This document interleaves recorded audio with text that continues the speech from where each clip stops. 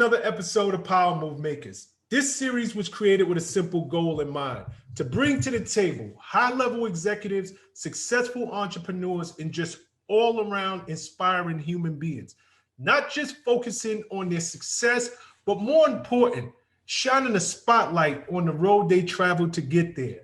Now, this week's guest, I'm so excited to have her on our podcast. I have watched her grow a very, very non-traditional business, especially as pertains to women of color.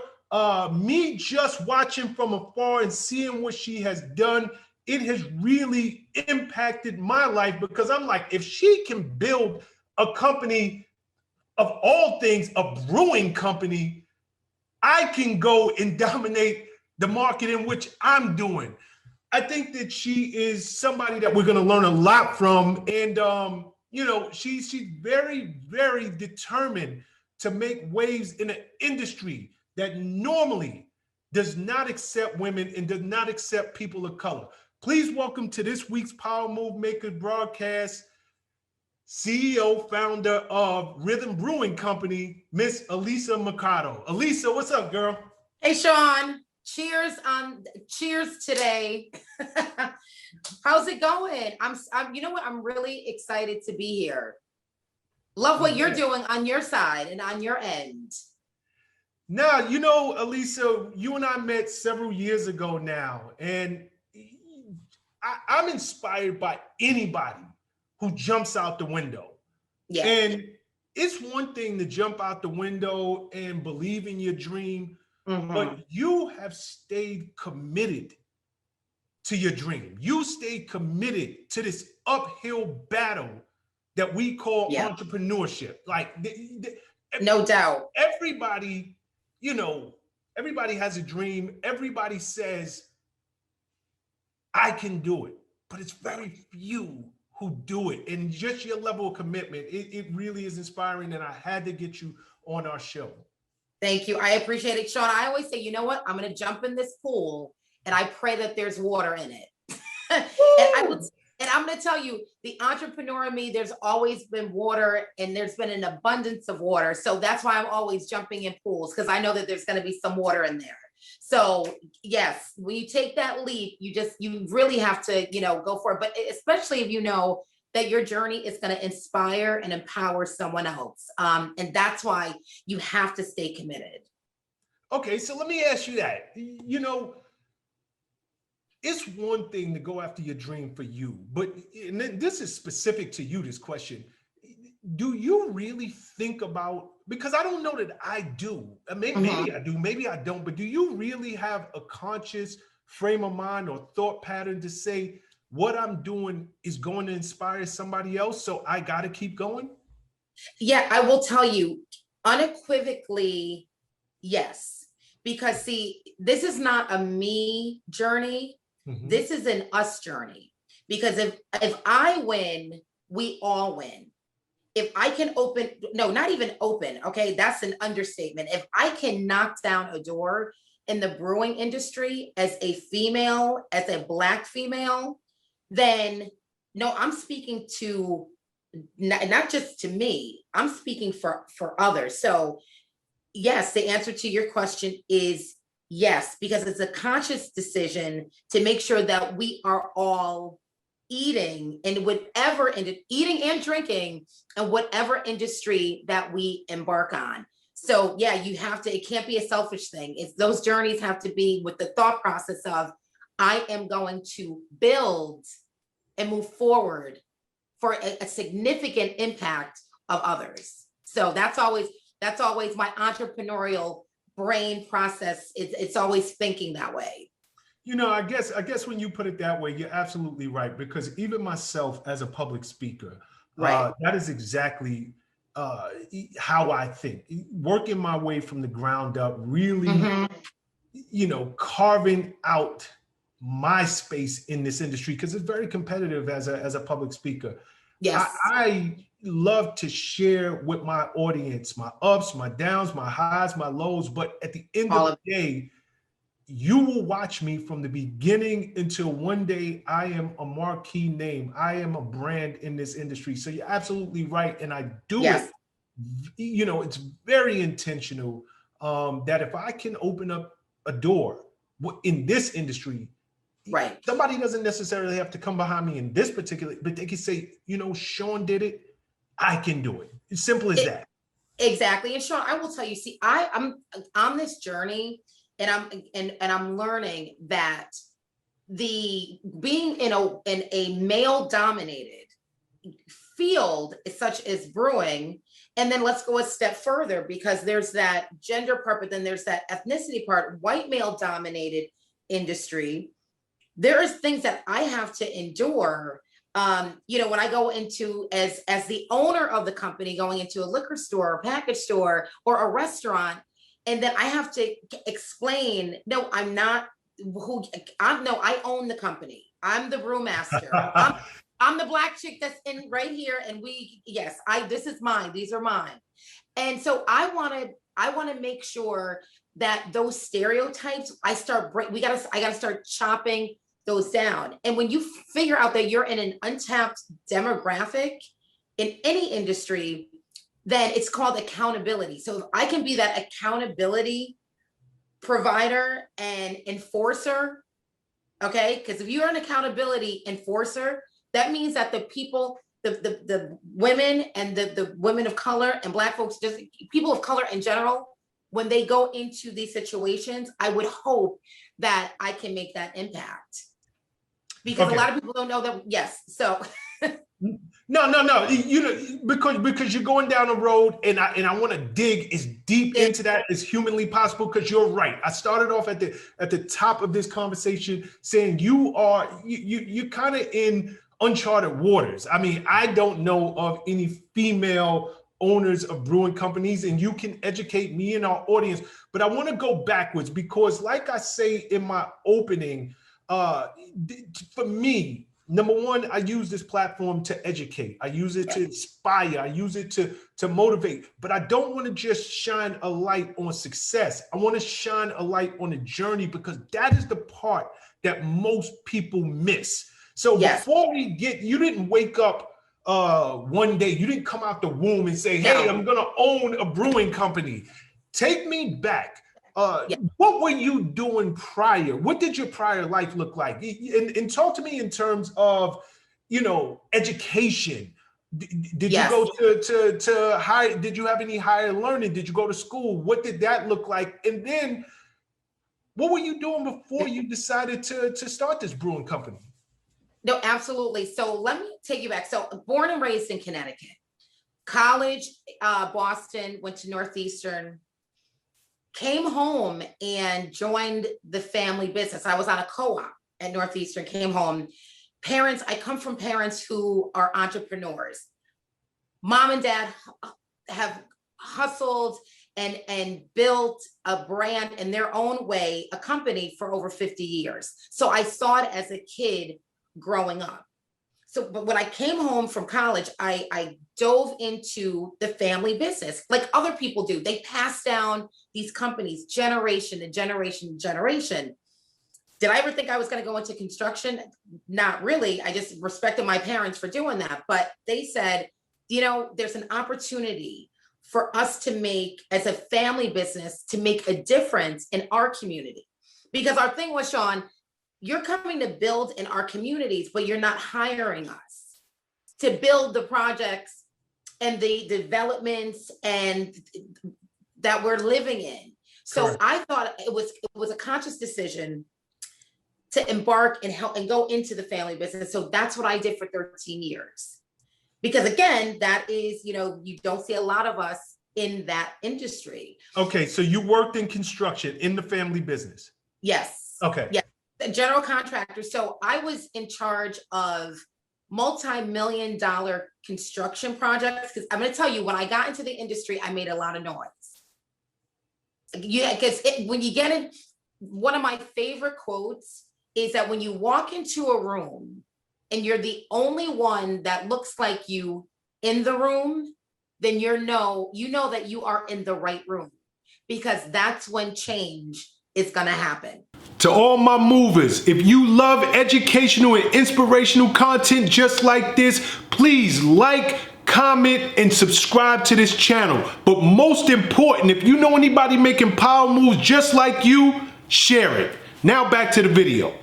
Love that. Love it. Okay. And I say it over, and it's my quote, because I've been living this through my entrepreneurial journeys. But going back to that, walking in these rooms and there was none of us, I made sure that I spent the time in the family business to take it to another level. But so with that said, taking that experience was incredible. But for 13 years, I was in that, and moving forward, I went to Puerto Rico and ended up going to like the El San Juan Hotel.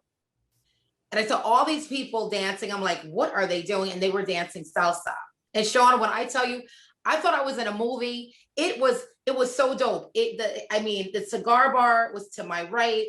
The salsa band was to my left. There were people, it was just so elegant. It was reeking of energy, class, and elegance. So anyway, long story short, I come home, tell the parents, I said, listen, love you, but I got to spread my wings. I'm going to open up a dance. I'm going to open up a salsa studio. Okay. Passion, paycheck, passion. I chose passion. And I took 2 salsa lessons here in Connecticut, and Shawn immediately was addicted and took that experience and opened up Alisa's House of Salsa in 2000. And so from construction to spreading my wings to go and do a passion, something that I loved. We just celebrated 20 years last year at the salsa location. So the pivot was real. Yes. Stop there for 1 second. I'm sorry to interject. No. Okay, this is it's such a dope story. Number one, and I love this, your parents are entrepreneurs. Yes. Still working. You're working. Beautiful. Yep. Still working. So you were encouraged, because as entrepreneurs, you're encouraged to take risks. You're encouraged to believe in yourself. So I love the fact that your parents instilled in you this: be open-minded. You can do it. You don't necessarily have to, although you went to school, you don't necessarily have to put your resume out there and wait for somebody to call you and give you a job. Right. You can do this yourself. So I think that is very dope, because I interview a lot of entrepreneurs who, the biggest struggle was getting over the hurdles of people believing in them. It's simple as that. Like they knew they wanted to be entrepreneurs, but they come from a very rigid background, a very traditional background, and it is not encouraged or celebrated within the household. So I'm glad that your parents did that for you.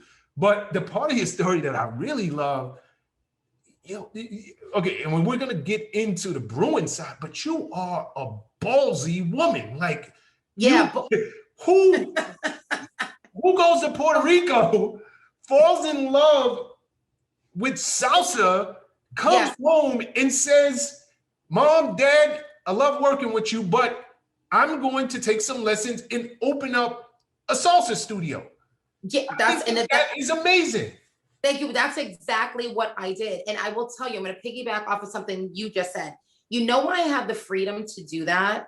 And you're right. It's because my parents and my family system and my friends, they tell you anything you put your mind to, you can. And it sounds so cliche, Shawn, but again, that's why I was comfortable enough coming home and telling my parents, love you, but I am going to do something that that's a passion. I feel it. You have to have that support system. If you have that support system, that turns into mindset progression. Yes, you have to have, and that, again, that's one of the challenges of entrepreneurs. They don't have that solid rock to say, you know what? That's right. Give up all those projects that are making you millions of dollars, and those trips and those fancy cars and the jewelry that you're in the new cars every, other month. If you have that support system that says, you know what, go into it and we've got your back. People need that. Entrepreneurs need to know that. And it's a simple, go on, you have our blessings. So very ballsy, yeah. I love that you said that, because that is so true. You know, it's something that I dealt with even in my own household. I come from, you know, I would live with my grandfather. My grandfather was very, very traditional in old school in his way of thinking. Yes. So to be able to break free of what he in his mind had planned for me, yes. You know, not getting that support, that was a very different, just for me to get over that hump. Like, look, I know what you consider success, what that looks like for you. It's very traditional, but that's not my journey. This is not my life. And I think that I would have made this move so much sooner into the world of entrepreneurship. And I just had the blessings from the people I looked up to. And I know they love me. I'm crystal clear that my parents and my grandfather loved me, but what they saw as, you know, these are the steps to take towards success was just not what I had in mind. And that was a major hurdle to overcome. Yeah, you know, we're old school traditionalists. We don't want to disappoint. You don't disappoint in you know, our families. It's like you don't, because you know they have a different mindset, and you know sometimes it's like, you know, the season, but then you know it's too modern. I know what you're talking about. We don't want to disappoint, but then there's a time where we have to break that and move with the flow. So yeah, you have to have that security. You have to have that new mindset, and to show folks back in the day, you know, we can do this. We can use what you've instilled in us, but we could add a little, you know, extra little spice to it and do it differently. And it's okay. Change is okay. Yeah, before I transition, I just want to say to any parents who are watching right now, please listen to this segment. Please rewind this segment. Yes. Please, no matter what your thoughts are, no matter what it is that you have been taught, if you have a child that really strongly believes in something that might be so far-fetched, or it might be so non-traditional, come on, support them anyway. You have to get behind them and tell them you can do this. Don't discourage them. Don't, because of your own limitations in terms of vision and self-belief, instill those ideas on them. So please allow this segment right here to be something that allows you to open up a part of your mind to be more open-minded and more supportive of your kids in the event that they are pursuing something that to you might seem like a waste of time, or why are you doing this? You're so great in math, you should be doing that, or you're so great in this, you should become a lawyer. It's their life. Just get behind them, and you'll be so, if you just allow them to plant the seeds and you help water it, you'll be so surprised what grows from it. They will be astonished at what grows from it, because I always say, my parents, I always say this quote, from tap shoes to tutus to salsa shoes to now brew boots. That's how my parents, and look at the shoes that the tap shoes to the salsa shoes to the brew boots. Let your children literally have, because whatever's in their brain or in their spirit is not in the parents', spirit. So like you said, parents, please, if you see one indication that your child has a liking or passion for something, please pursue that. Yep, get behind them. Please get behind them 100%. Get behind them 100%. Okay, so because I got to get into brewing. Yeah. How the heck does somebody who, has a degree, works in construction, owns a dancing salsa studio for 20 plus years, Yeah. Where did are you just an avid beer drinker? Like, where did that even come from? Like, how does that work? Like, You're like how do Alisa. you transition to something that, again, it's so far-fetched to me? And Yes, here you were ballsy enough to tackle it and say, I'm gonna start a brewing company. absolutely. So first we have to go back to the 1970s. Okay. Both of my grandmothers were beer drinkers. And they would drink the ponies. I don't know if you remember the ponies of Miller High Life, the champagne of beer. There are these little glass bottles, and my grandmothers would indulge on occasion in their little ponies of Miller. So growing up as a child, there was beer that I saw my women drinking. And of course, when we became of age, they would let me sip on the, the ponies of Miller. And my palate just got a liking to the taste of beer, which was unusual because a lot of, you get older and I'm going out with my girls and drinking sex on the beaches. They got a glass of wine. I'm like, yeah, I'll take a cold one. Yes, you can cross my glass. I'll take the beer. So give me a brew. So I was always the female in the group who just loved beer. But it was because of my grandmothers seeing them. But Shawn, I would tell you, back in the 70s, my grandmothers would play music in the house. They would have Marvin Gaye playing and Etta James. I mean, and it was just literally on the weekends, it was, like it was like a party. So it was always music connected, and I connected it with the beer. And so life just my grandmother, Nana, God rest her soul, and I'm paying homage to my two grandmothers. She always said, Alisa, find your rhythm in life, whatever it is. So that's coming from my grandmas.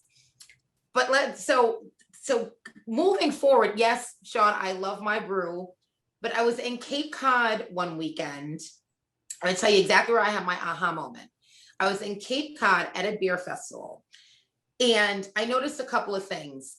There were not a lot of women. There were not a lot of people of color. As a matter of fact, I think myself and the cigar guy from New Jersey were the only, and his wife were the only 3 Black folks in this beer festival. With that said, I was going around to all the booths. Nothing reminded me of my grandmother's. Not one beer in there just reminded me of a classic lager, the champagne of, beers. And so I'm standing there going, okay, there's not a lot of women. And if they were there, they were being dragged around by their boyfriends or husbands. And they were just like, we're here. We really don't like the beer, but we're coming to support them. And then I noticed, no people of color at this beer festival. And Shawn, on the way home, my boyfriend at the time, now husband, said to me, he said, why are you so quiet? And I said, I'm going to make my own beer. And I love it. I love it. He looked at me and he said, now in the midst of, the salsa and, that's booming. He said, he said, and I know you are. And Shawn, I will tell you, I came home that next day, was a weekend. I came home on a Monday and I researched the beer industry. And as soon as I heard that the beer industry was $114 billion industry, and that people of color and women were getting less than 0.00005% of that industry, and I probably left out a zero. Shawn, it wasn't about, I was going to make a really good beer, but it was bigger than that at that point, because I knew that an industry that's making that much and we're not a piece of that, and my thing is, if I consume it, I'm going to own it. There you go. I'm not consuming anything else. I mean, I consume stuff, but we should be owning things that we consume. So I researched the beer industry not for 3 months, not for 6 months, for 3.5 years before I made a drop of beer that went into my cans, because I needed to know everything about the business. I'm getting into a white, male dominated field as a Black female. And I was not going to let any stone be unturned. I was going to know everything about the beverage industry as a whole. And that's where the connection lied, coming from that Cape Cod Beer Festival, seeing what I saw and diving in to that. And I felt my grandmother's energy just channel through me as I did the research. And they said, keep going. You have a voice now, Alisa, that we didn't have back in the 70s. You have a voice. You can make a difference. And Shawn, that's where this is where the journey began for me. What year was it that you went to Cape Cod and made the decision? And what year was it that you actually produced your first can? So 2014, the beer festival, 2014. My first canning was in 2018 in March. Okay, so you really did spend 3+ years researching and doing all of the background things that most people want to jump out the window. You did everything you could do to make sure that your foundation, absolutely, it was solid. If I'm going to get out here, it is going to be. To all my movers, if you love educational and inspirational content just like this, please like, comment, and subscribe to this channel. But most important, if you know anybody making power moves just like you, share it. Now back to the video. With a strong foundation. Absolutely. I got, and we have limited time, and I want to get as many questions in as humanly possible for you. So I'm going to be shooting them at you, okay? There we go. I see a lot of local breweries popping up these days. Yes. How much room is in the market? Is room for another, here you are, you Rhythm Brewing Company. Is there room? Oh yeah.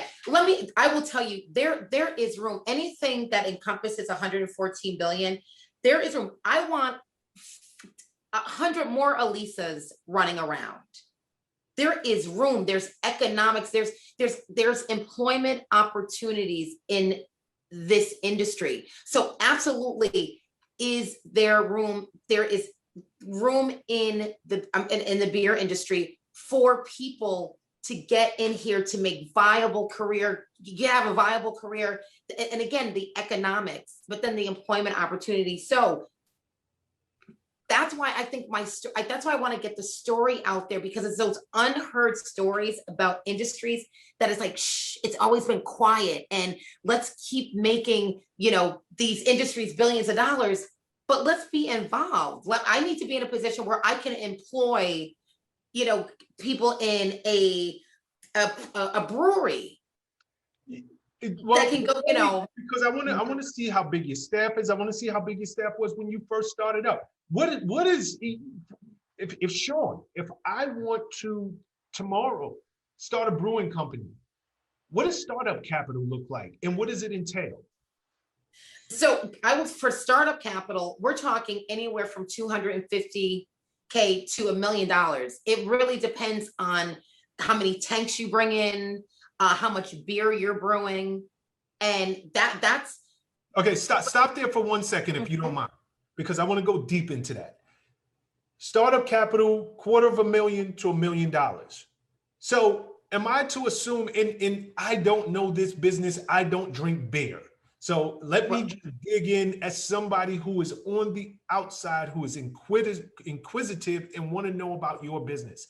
Right. Are you brewing your own beer? Are you outsourcing? How does it, explain to me, where does this $250,000 to $1 million go?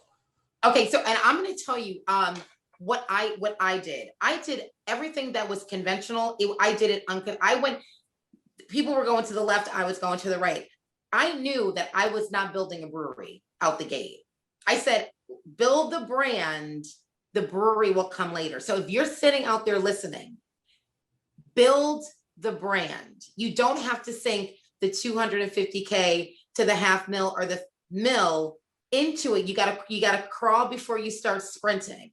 So build that was my philosophy. I'm gonna build a brand. The brewery will come later. Let's get it out to the market. Let's do some testing. Let's do some tastings. So you don't have to go you could jump out the window, but you don't have to go up to like the 200th floor and like and do a skydive. Go as a brewer, and I'm outsourcing right now. Mm-hmm. So I'm contracting at a brewing company here in Connecticut. So they have the factory. They have the equipment. I go in with my recipes. They're all my recipes. I go in, I brew. I'm the brewmaster. So I go in, I brew for the day. I get my distro to come after it's packaged up. I get my distro to come in, and then they put it out into the stores. But if you're listening, you don't have to do that deep dive. I did not do it. And we haven't done that yet. Build your brand first. Then you could think about brewery. But if you have the coin and you want to dive into a brewery, then that $250,000 to $1 million, or it could be under, that could potentially be your startup cost. But I didn't want to do that. It was the journey. I wasn't taking that road. How big was your team in the beginning? How big is it now? Shawn, I'm going to tell you, my mom is my rock. We call her Mama Rhythm. I'm Lady Lager, and my mom is Mama Rhythm. And she's from day one team. It was myself and my mother. We were the sales reps for Rhythm Brewing Company. Now, can you imagine two women? We're lugging cases, coolers, ice. We are getting up. We're hustling every single day. And Mama Rhythm, she looked at me one day and I said, let's go out and get 10 accounts a day. And my mother said, no, Alisa, we're getting 20 accounts a day. And my mother has been steadfast again in this with this business. So it was just myself and my mother out here hitting the streets, no different than a street team. Back, you would go hit up a club, get some club flyers out there, it was a hustle. It was 5-6 days a week, getting out to liquor stores, package stores, restaurants, telling about the business. But it was my mother and I. So technically, two people that really started this brand. We have doubled to 4 now. So, but it was those steps that got us to where we are today. So I will tell you, people think, oh, you've got to have a big staff. Oh, you've got to have this much capital in the bank. No, you've got to have a dream. You got to have gut, and you've got to have grit, and you have to get out there and make it happen. That's what you need. That's priceless. I will tell you. Absolutely. And I'm so happy you said that. And I love to ask this line of questioning because people think you need these huge staffs in the beginning. Actually, you don't even want a huge staff in the beginning. You want to keep your costs, expenses as low as humanly possible because there is a learning curve. And I don't care how much money you have in the bank. You will go through so much money if that is all you're doing is writing checks. Like you're going failure with the job. Before you can catch your rhythm, no pun intended, you're going to make mistake after mistake after mistake, and some of those mistakes are costly. So you want to keep your expenses as low as humanly possible. And I love the fact that you said you started off with 2 people. Because that's where it starts. It starts with you and anyone who believes as much or more than you in this vision and are willing to put in the hours. So absolutely.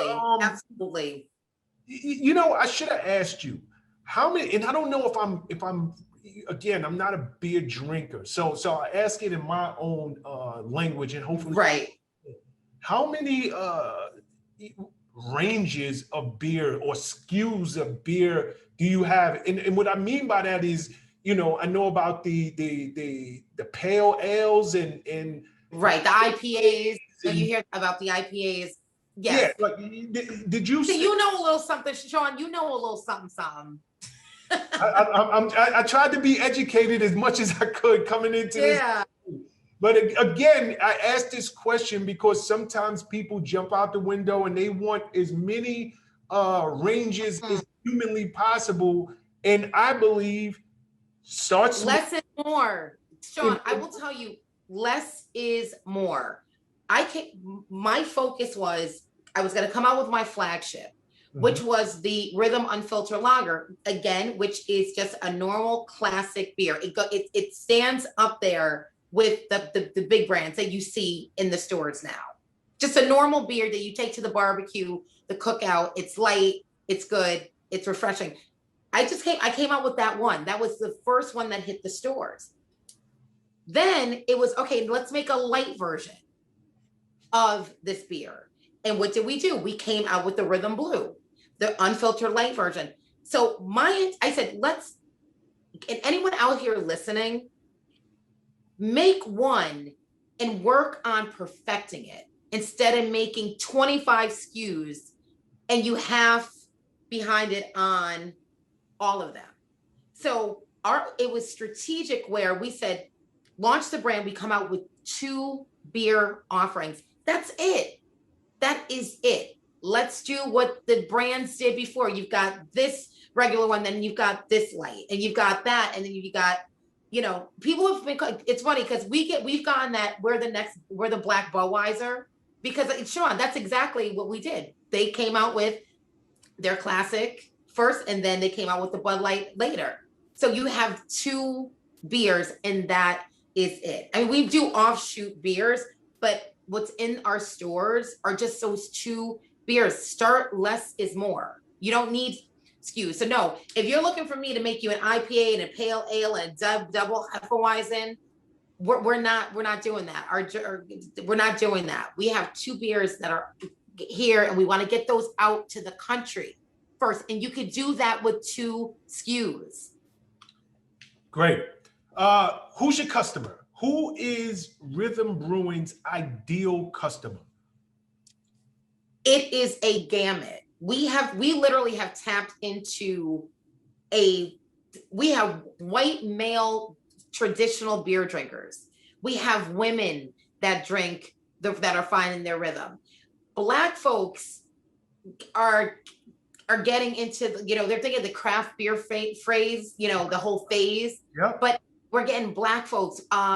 We have the LGBTQ community.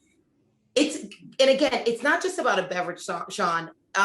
It's about a mission. We're not just a beverage company. We're mission driven. So we can connect the white male drinker, the traditional drinker, with the LGBTQ community and Black and brown folks and women. That's who's drinking our beer, because they know where we're going.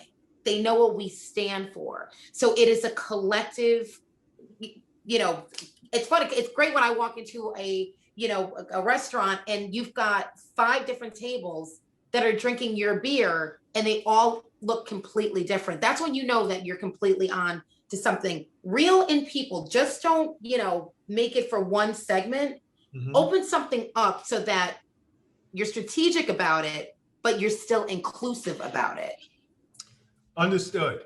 What, in your opinion, what separates you from the competition? Why does Shawn go and pick up a Rhythm Brewing can as opposed to Budweiser that's been around for 1 million years? I know that name. I know the brand.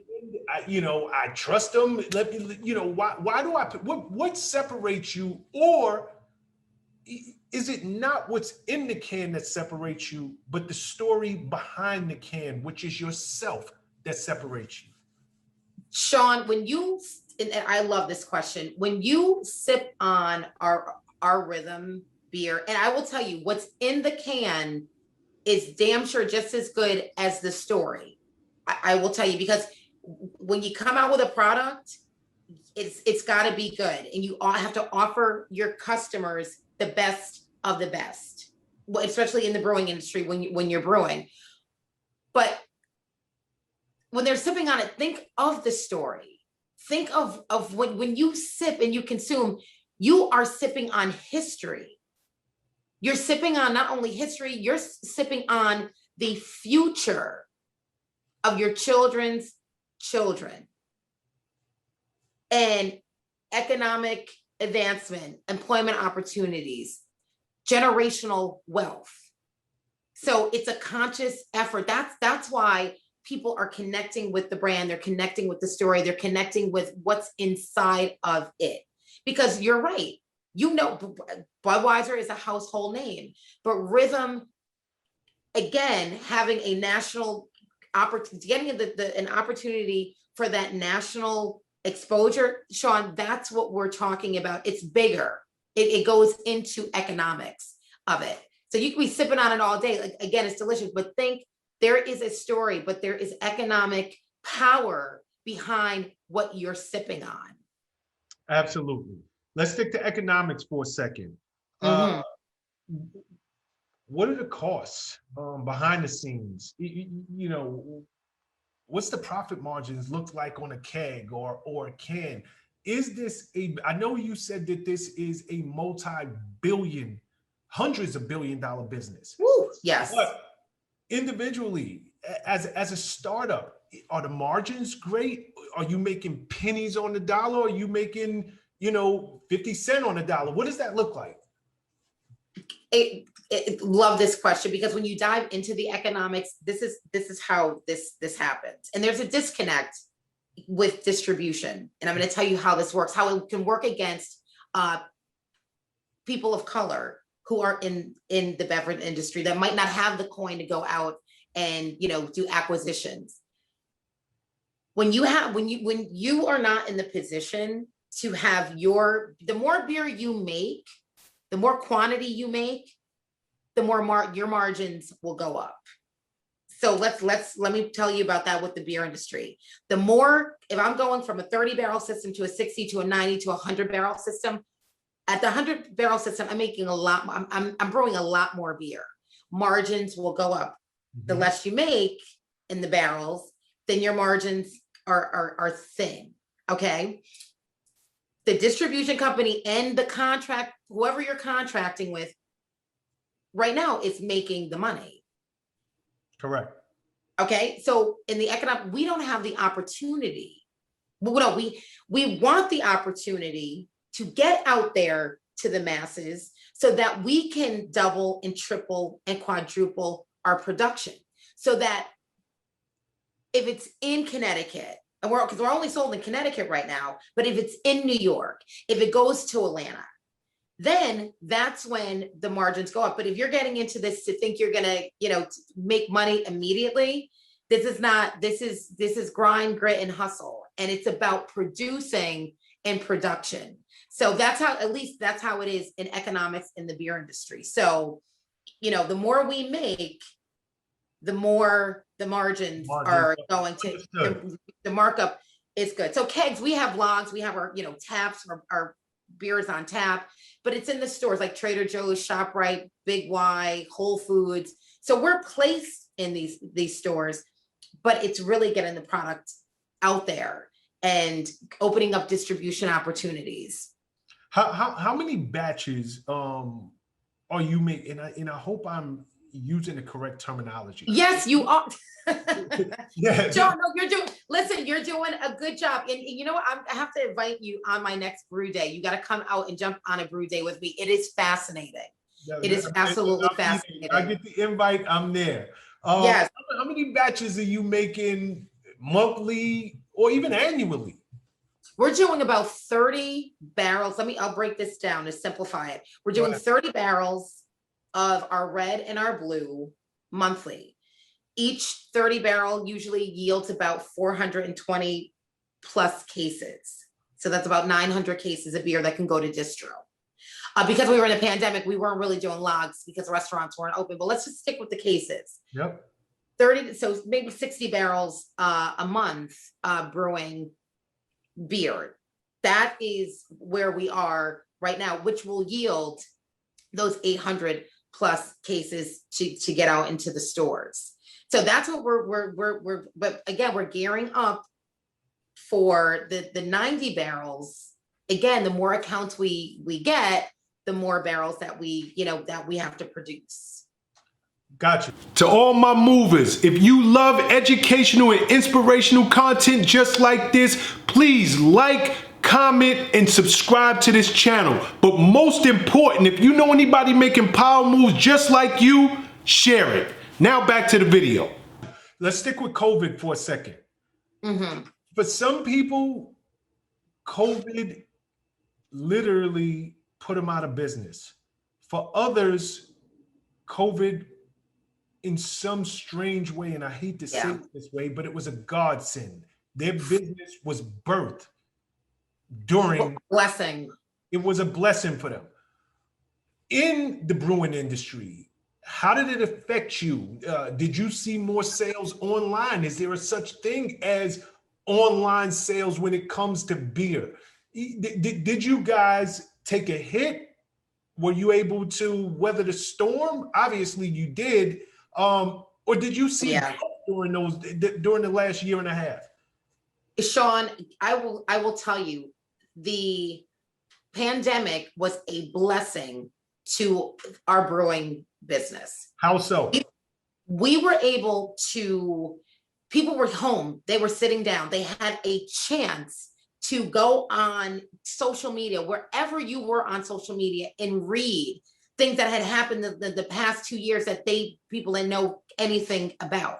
So we had customers, we had people, our social media engagement quadrupled in a month.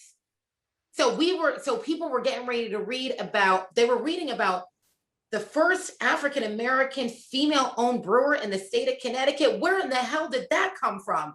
Oh my gosh, just read about you. But if people were not in quarantine, they might not have known about Rhythm. So, right, it would have been, they would have been buying and consuming the same old. And then we were blessed with a lot of, again, the Associated Press picked up the story early on. Martha Stewart has picked up the story.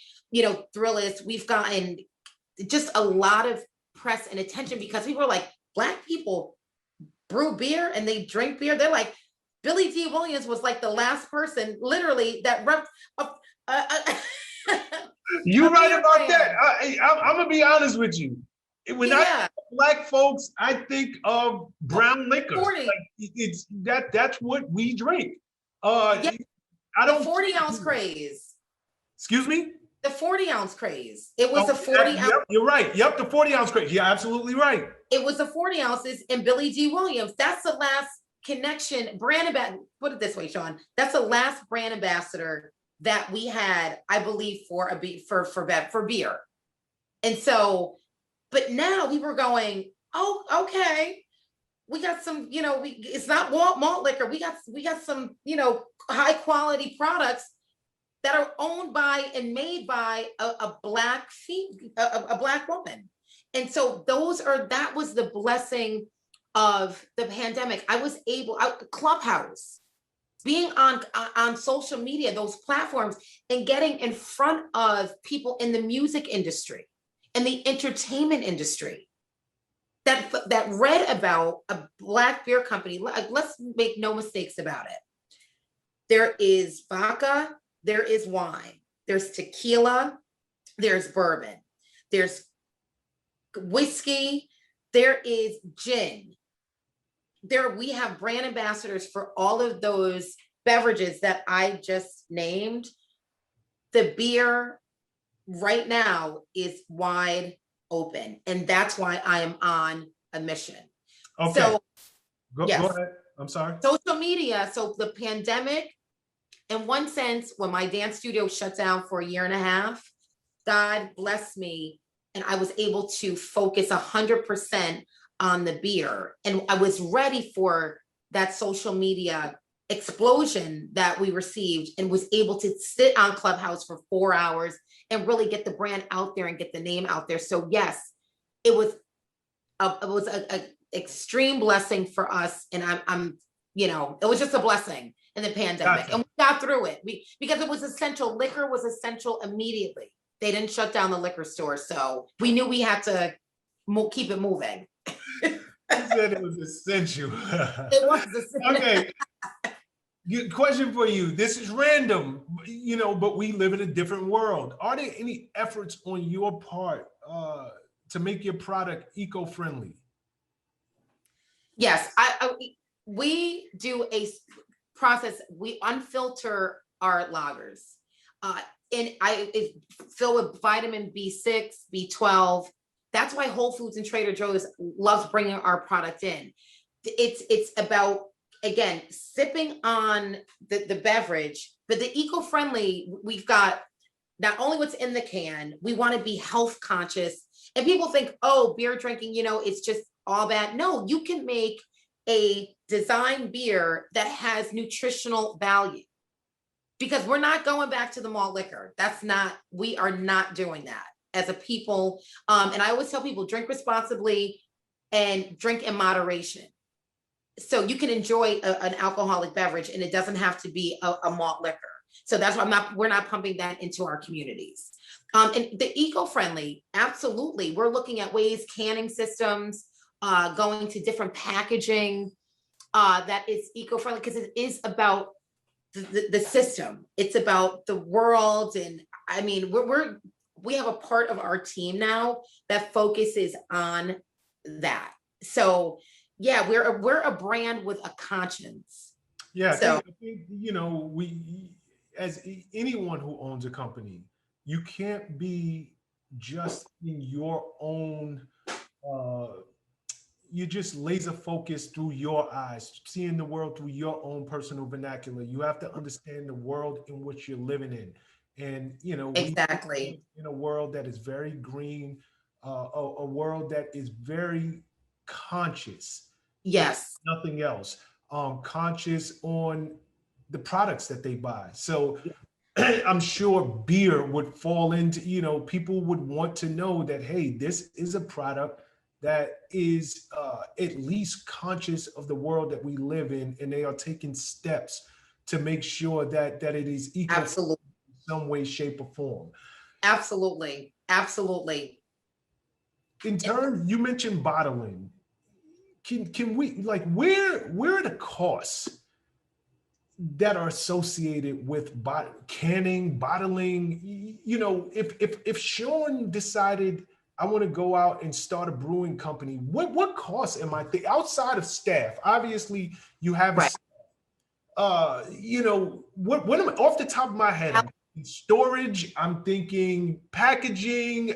Yeah. What Pallets. do the costs look like?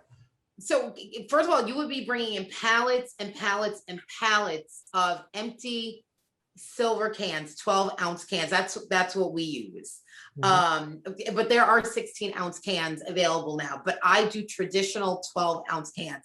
So you're looking pallets of these. I will tell you right now, there is a shortage of 12-ounce cans in the country, because of all the popular seltzer waters that are out, and they're thin skinnies.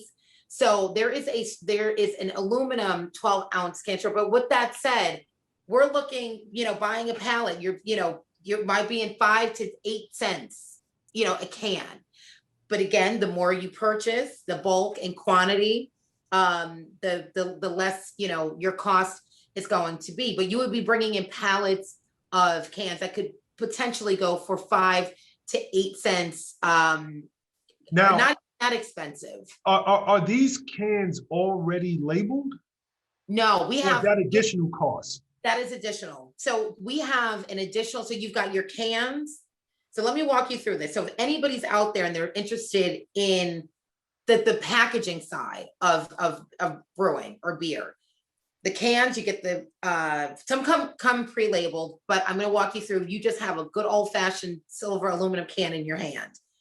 Can, label, machine, goes through the beer comes out of the tank. It goes through the filtration system and through the bright tank, and the can goes through and it puts a label on it. And then we have a pack tech, which goes on for the 6-packs, and then it goes into the pallet, and then it's taken off to distribution. But so I will tell you, it's the cost. There are costs that incurs. Every step, there's a cost that incurs. Can, label, pack text, right down to the when you go into the store and you grab a 12 pack, down to the boxes.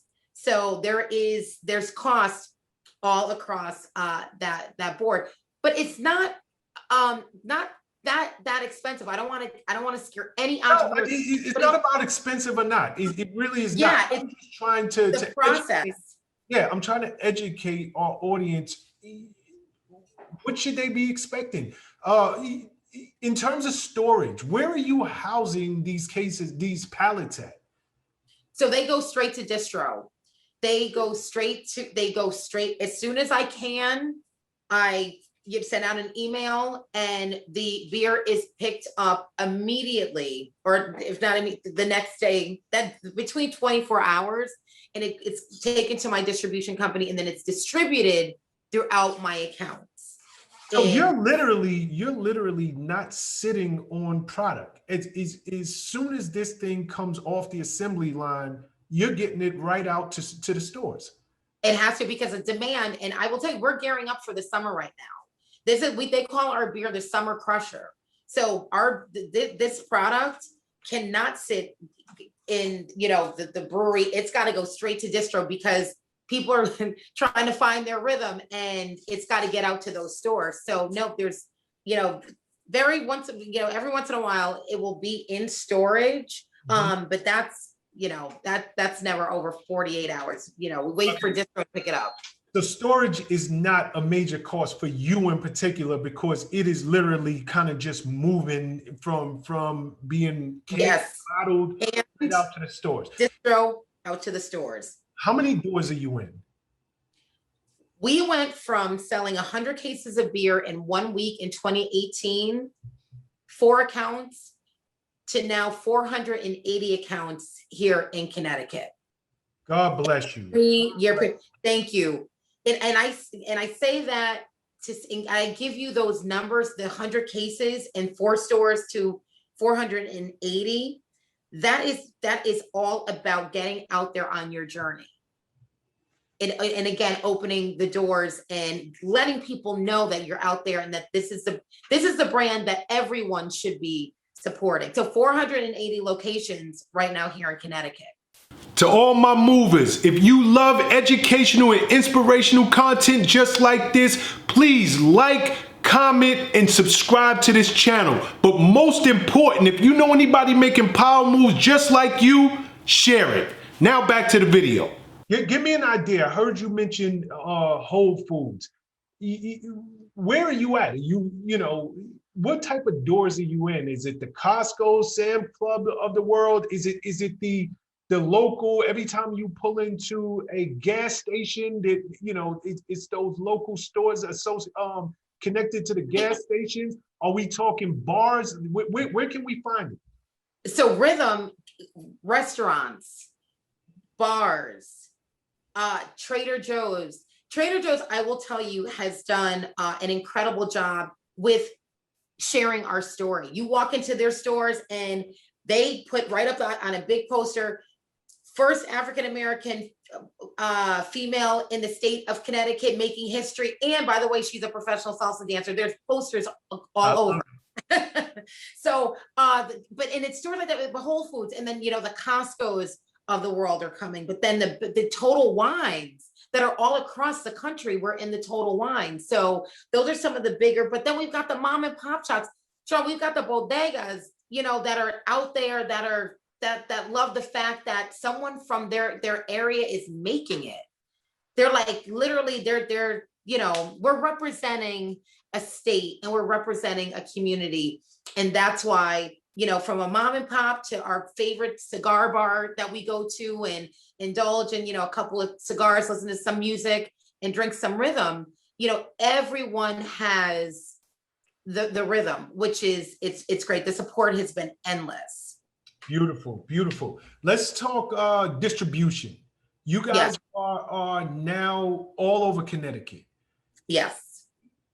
Why are you not in other states? We can get it here in New York. Is it just that difficult to get distribution for other states? What does the process look like for anybody who has a local beer company or local anything, wine, spirits? How do you get out of your region? Exactly. Shawn, if I showed you the number of emails, DMs, inboxes that I have received in the last 2.5 years about requests to rhythm in New York, Atlanta, LA, I would have to have a file cabinet. The demand is there. How you push a product, and like you said, wine, beer, vodka, to get it out there, you need the lines and channels of distribution to open. Yes, when the Hyatt Regency in Virginia calls and says, listen, our D&I, our diversity and inclusion corporate headquarters wants rhythm in Arlington, Virginia, you want to be able to produce. Correct. You want to be able to follow up and say, you know what? I can have my distribution company in Virginia ship you that tomorrow so that I'm not losing out on an opportunity. We're not there yet. And again, the disconnect is we need the opportunities like everyone else in distro to get the product out into the masses. Let's be specific. When you say the opportunities like everyone else, what does that mean specifically? And again, I'm not in your industry. So when you say the opportunities, is it monetary? Is it you getting before a national distribution outlet to present the case and to say, look, here is our case study. This is where we started. This is what we did. This is our retention. People are buying it. Like, what do you mean specifically? It is, we need two things. This is a twofold. The finances, yes, it's about having the money to extend distribution, but it's about having those larger companies become aware that we're even out there. But how do you do it? You can do that through brand ambassadorship. We need the Cirocs and the Diddy's, and we need what they've done in, the Jay-Z's and the Rock Nation. We need specific. This is the ask. We need those channels and those lines of distribution, whether it comes from, the big brand people that are pushing this out throughout the country. We need brand ambassadorship, and we need a distribution company who can facilitate that. So absolutely, we could be out in every Total Wine, in every Whole Food, in every Trader Joe in America if we have that opportunity. If the big, the machine, they call it the machine. If the machine was potentially, be behind us, for movement. And I asked you this question because you mentioned the Hyatt Regency down in Virginia. Obviously, there's a demand. You saying, look, I would love to be able to get it to you, but I don't have a local distributor in that area. Yes. So again, for you, because then you mentioned the Diddy's and the Jay-Z's of the world, and I understand marketing better than most. Right. This is where I excel. Right. So for you, it's part brand ambassadorship. It's part having that cosign, having somebody who is, who would say you need to be drinking this. And then the other part is just that machine that can literally get your product off the assembly line into these local places outside of Connecticut. Absolutely. You hit it right on the head. That's it. It's a cosign. It's the and again, I'm going to keep moving until, I'm on that mission. But if you've got that brand ambassadorship, we've seen what brands have done when they've had the power of brand ambassadorship behind it. I will tell you, what's the biggest pre-Grammy party that goes on? What brunch? Is it the Rock Nation brunch? Yes. And Shawn, I have a vision and a dream that I will be there. No, I put this in the universe, so I know I will be there, to be in the middle of that brunch, saluting with my beer brand. And so it is, and again, that I'm on a mission to do that, but it is about getting the product out there. I know the power of the brand. The country knows from what we see in the file cabinets of inquiries that we have. We just need that behind us to get us where we're going. And then we open up the floodgates of employment and economic, and we get into that $114 billion industry. Shawn, that's how we do it. That's exactly how we do it. Understood. Before I let you go, cigarettes here in New York are now $15 a pack. Woof. If I was to smoke, that would be enough incentive for me to quit.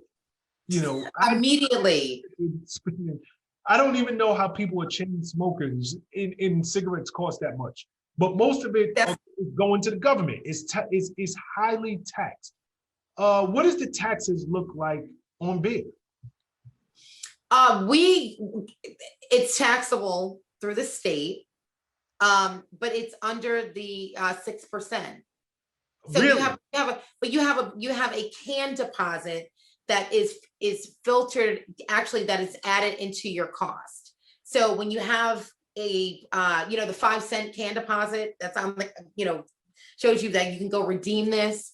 That's all a part of the state law structure for beer. But again, Shawn, remember, post-pandemic, there's been a lot of laws in the state of Connecticut, because I'm very involved with the Connecticut Craft Brewers Guild, and we have weekly meetings and we talk about all of these changes. So taxes, again, you put the 5-cent deposit into your cost, but it's not something that is taxable where it fluctuates, where it goes over, it's regulated. So that's a good area. That's because then everybody would quit drinking. Because cans of beer are still relatively cheap. So I just wondered, did the government have their hand? Because it almost feels, the government is doing everything that they can do to get people to quit smoking, because they figure if they tax it so heavily, so high, people will they just don't have the money to buy a pack of cigarettes, even though people continue to figure out how to do so. So I was wondering, was it the same in your industry? For you, and I'm thinking about your past. Mm-hmm. You come from the world of dance, you come from the world of contracting and construction. If I'm getting into this business, is there a basic skill set that you can now identify, being in this business for the last 3-4 years, that you could say, you know what, Shawn, a person who possesses this skill set will excel? Or is it just about being hungry, driven, and willing to put in the work?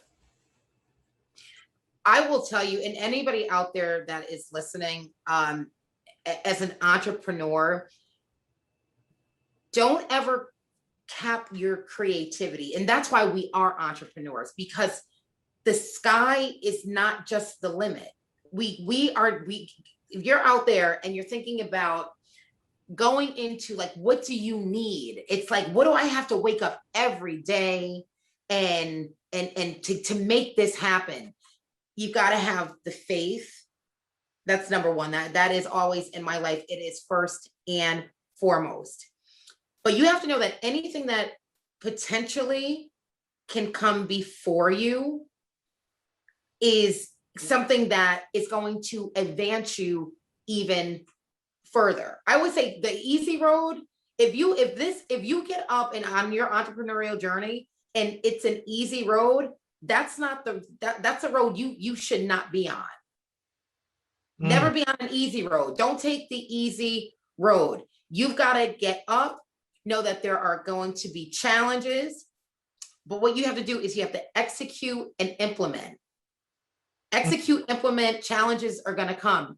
Stay on your grind. Don't give up on a journey, because when you near the finish line, and usually the finish line is never, it's just, that's a mindset. Yep, there is no finish line. We know there is no finish line. There is no, when you start breaking down barriers and knocking down doors and you look back and there's dust and dirt in the wind because you are just moving, keep that in here, and just let that be the key to your entrepreneur, for your continued success on your journey. You really do need faith, you need some grit, some grind, and just know when you jump in that pool that there's going to be water in it.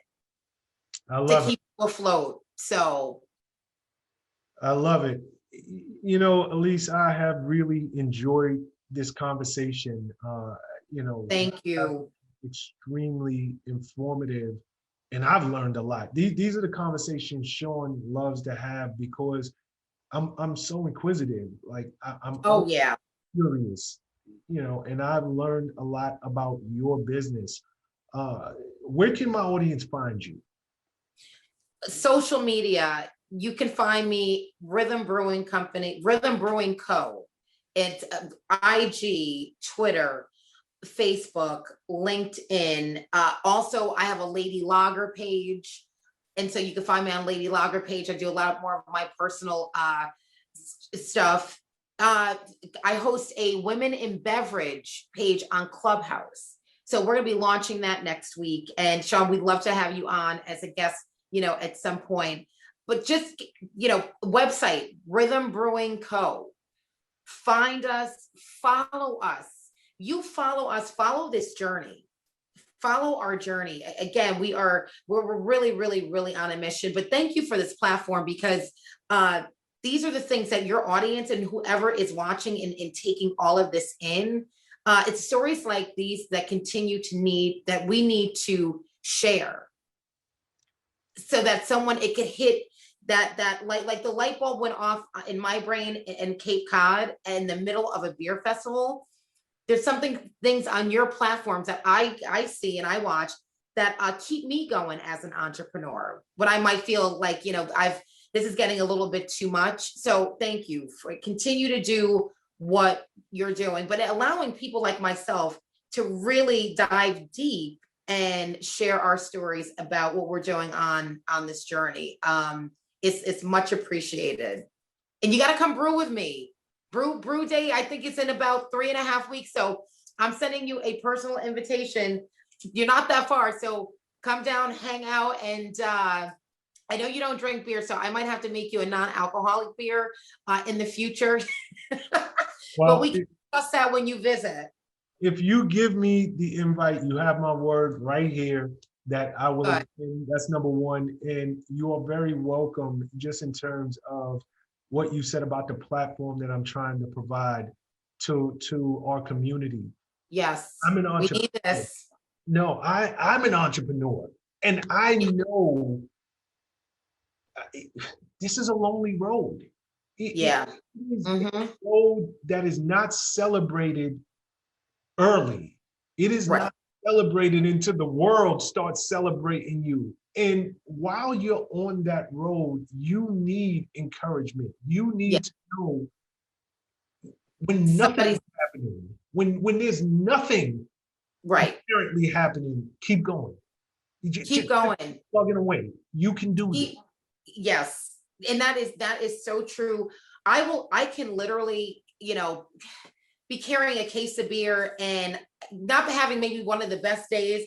And I'll get a call and say, somebody will call and say, I just read your story and I just picked up a 6-pack and I'm going to sell for you right now. And this is so exciting because I'm going to tell my friends and my friends, and I get those calls, and Shawn, then I go, you know what? This is all worth it, because I have to remember this is not just, I'm not on this journey for me. I wake up every day knowing I'm working hard and hustling for somebody else. That's right. So if you can remember that, you're not for somebody else. And that's the blessing and the beauty in all of this. If you can remember that. Well, I think that is a great way to close it out. You know, when we are doing, and I include me in this conversation as a fellow entrepreneur, when we are doing what we're doing, it's not just for us. It is for someone else. Somebody's watching. Somebody needs to know that if you can do it. Yes. And I always tell people this.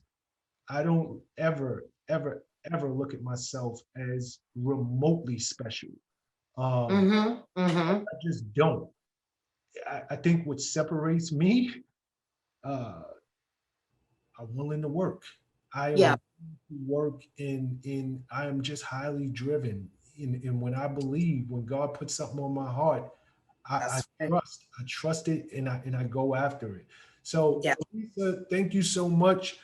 Thank you.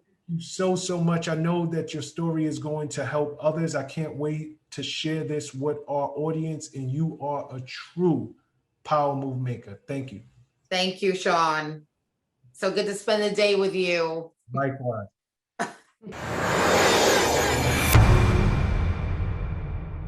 What's up, guys? Thanks for sticking with me to the end of the video. Truly appreciate you. If you like anything you heard here today, go ahead and hit that subscribe button. And if you know anybody that can benefit from this message, feel free to share. Peace and love.